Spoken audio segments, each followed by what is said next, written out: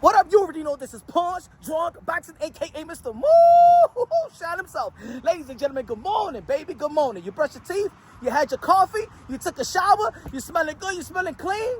You did the, you know what I'm saying, you rocked that boat with your lady, you know what I'm saying, give that little morning sex. Anyway, the boxing community always say that we want to see great fights. We want to see the best fighting the best, right? But I was thinking about this. There are some fights in the sport of boxing that was career killer fights. And what I'm talking about, I want you to tell me your top 5 career killer fights in the comment section. I'm going to tell you my top 5 career killer fights. And I'm talking about when a fighter has great momentum, he's a champion, he's undefeated, he's on the up and up, and then their business handlers get greedy and try to give him this fight that you know he should not be in the ring with, but because the money is right, they take the fight, he lose the fight, and the momentum is over. He never regained momentum. He never was the same. So let me give you my top 5. And when I'm done with it, you let me know if y'all agree with it or y'all got your little top 5 or mention a fight that I didn't even mention. Here we go. Number 1, Kell Brook versus Triple G. Kell Brook was not supposed to fight Triple G.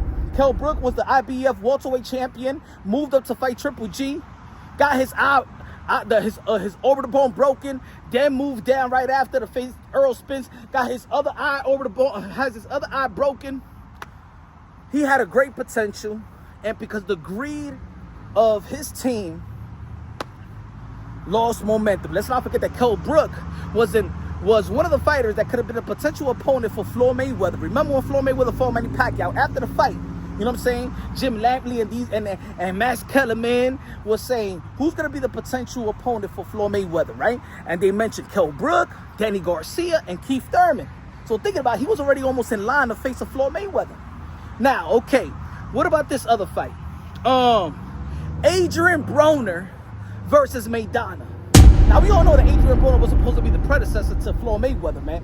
You know what I'm saying? Hey, yo, what Gervonta Tank Davis is today, it was what Adrien Broner was before he lost to Maidana. You know what I'm saying?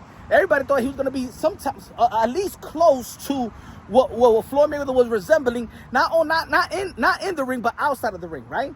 He lost to Maidana, but he moved up to the welterweight division too quick. He should have stayed in 135 or 140 at least. Yeah, he got some big fights after, but he lost them all. Mikey Garcia, Sean Porter, Manny Pacquiao, arguably lost to Adrian Granados. You know what I'm saying? Like, it was never the same. It was never the same. Now, what about this other fight? Tyson Fury versus Francis Nugano. Yeah. Some of y'all, and Turkey Al Sheikh, he put that fight together. It was Tyson Fury, before the Francis Nugano, they was talking about Tyson Fury as being a heavyweight that could be any heavyweight in any division. But then when he got put down by a novice, Francis Nugano, never been in a boxing ring, nothing at all, he got dropped.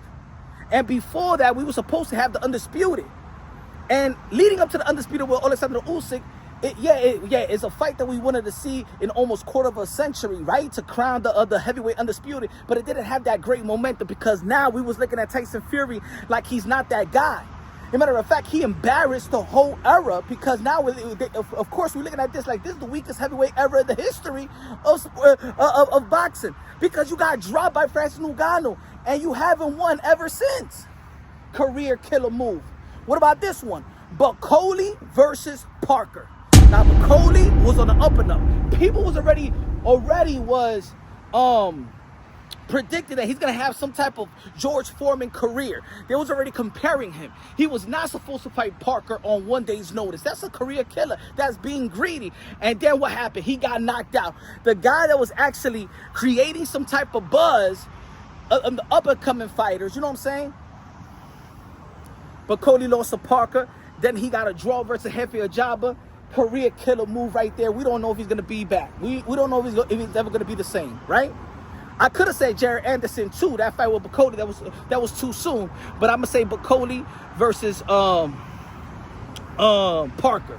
What about the other one? Mikey Garcia versus Earl the Truth Spence. Mikey Garcia was not supposed to be fighting Earl the True Spence. That was for a pay-per-view event for Earl Spence, right? And he got hit a lot, man. Earl Spence, you know what I'm saying? Earl Spence threw like almost 1,000 punches and landed a lot of shots. You know, you got to give a lot of kudos to Mikey Garcia for staying up. But he was never the same after that. Yeah, he went out there and fought Jesse Vargas, but Jesse Vargas was never the same before either. That was a bad move, in my opinion. We were supposed to have, because he went back to the 135 pounds after the 140 after Sergey Lipinyan, beat Easter, right? And he was supposed to fight Vasily Lomachenko in the 135-pound division. That was supposed to be the fight. So that's my 5.